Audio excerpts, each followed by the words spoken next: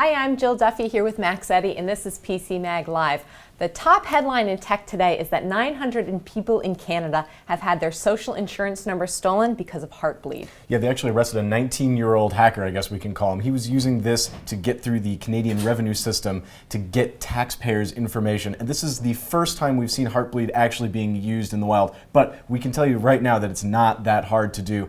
A lot of researchers, including Famita Rashid, one of our analysts here, were able to prove that with a lot of persistence, you can pull all sorts of information using the Heartbleed bug. So we don't really know who else is going to be affected at this point, right? This bug has been out there for a long time. We don't really know who's collected information during this time. What can we do if we've been affected? Let's just back up and talk about that for a second. Sure. I mean, we should assume that everyone is affected, but it probably won't affect you as an individual, or if it does, you won't be aware of it. This is a big problem for companies and, I don't know, national spy agencies that have huge amounts of data sitting around that they've been looking for a way to decrypt, and they've probably been doing that for the past 2 years. As individuals, what you need to do is make sure that you update your password, but only on websites that have fixed the bug. So LastPass is a great tool that lets you do that. We recommend using LastPass for all sorts of things. It's a password manager. It's going to key you into those sites that actually need to have your password changed. Exactly.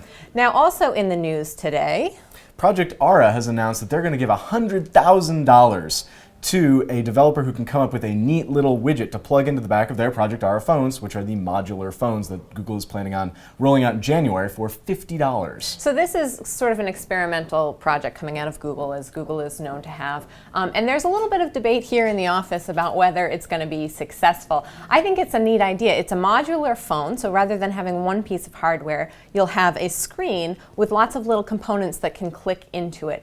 So this idea here is that Google is going to give $100,000 to somebody who comes up with the best component. And I think it can't just be an ideation challenge. It actually has to be something they need to actually build it and supply it to Google. So we're going to see, I think we're going to see a lot of really cool things coming out of this, but what are you looking for in your modular phone? I want really practical things that I can take around in the world. I want a thermometer. This is something I've wanted on a phone forever, and I understand like the phone heats up and maybe it's going to affect the temperature, but somebody can build this. Somebody's going to make it. I'd like to see different ways of snapping in different cameras rather than screwing in a whole lens. If I just had a piece that I could click into place, I would really like that. What about you? See, I have some practical urges here as well. I would like to have more biometric devices so that I could have a fingerprint reader or an eye scanner or some other cool thing that we haven't thought of yet using the existing phone hardware. And then I want crazy things. I want to be able to make food on my phone. I want to be able to warm up to coffee or something like that. I feel that with $100,000, somebody out there is going to come with some really good ideas. Absolutely. So if you have some ideas of what you'd like to see in Project Ara, you should leave some comments below this video. And we can speculate about Project Ara all we want, but we were also going to be speculating about iOS 8, which is supposed to be coming out soon-ish. But well, it'll be announced probably. It'll be announced soon-ish. Yes, thank you. But unfortunately, the rumors have been pretty lackluster. What have we heard so far? I was just reading that there's some health monitor stuff that's probably going to be in iOS 8. This will probably work with an iWatch, maybe, if there's an iWatch coming.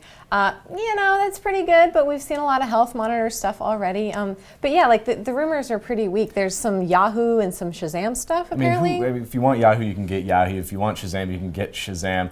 I think Shazam is going to work with Siri. That's kind of the new thing now. So you can say, Siri, find what song is playing via Shazam. It will find it. It will probably offer you to buy it in iTunes.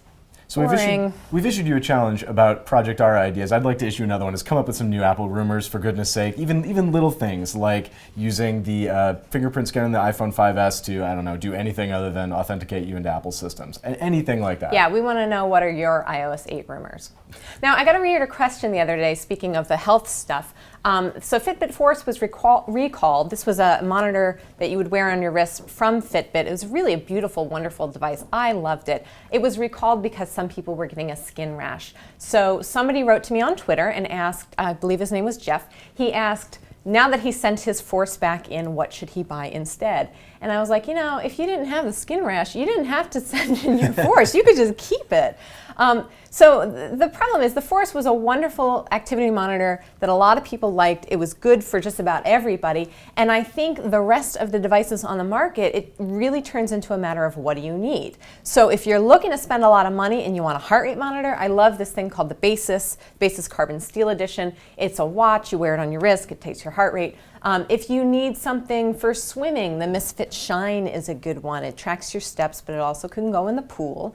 And then beyond that, it really depends, like, are you a hardcore runner? Are you just looking to increase your step count? So there's a lot of good devices, but I think right now the market's actually pretty good because it has all of this segmentation. So that's what I told Jeff. That's a good thing to tell Jeff. And on the subject of activity trackers, it's time for our one cool thing, which I am actually wearing right now. You are wearing it, and I think Max. it's very disappointed in me. This is called the Mio Link. Now, it's not a fitness tracker. That's the one thing I want people to definitely know. It's actually just a heart rate monitor. But instead of wearing it on your chest, you wear it on your wrist. It's $99, and it has one indicator light on it that flashes different colors as you reach 5 different heart rate zones that you can set.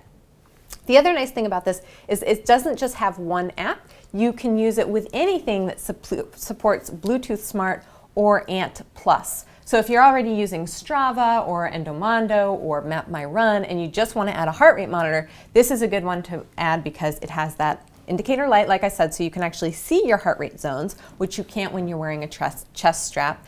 And it's also a whole lot more comfortable. How did you feel wearing it? I really liked it. I honestly, I don't use activity trackers because they flash red at me and make me feel bad. But I really like this as a watch, and I kind of wish that regular watchmakers would come out with something like this because it's fantastic. That band is really just wonderfully comfortable, and it secures in a way that is particularly good for sports people. And how much is this? $99. The review's up now. You can find reviews of this, the Mio Link, and thousands of other products at PCMag.com. That's it for today. We'll see you next time. So long.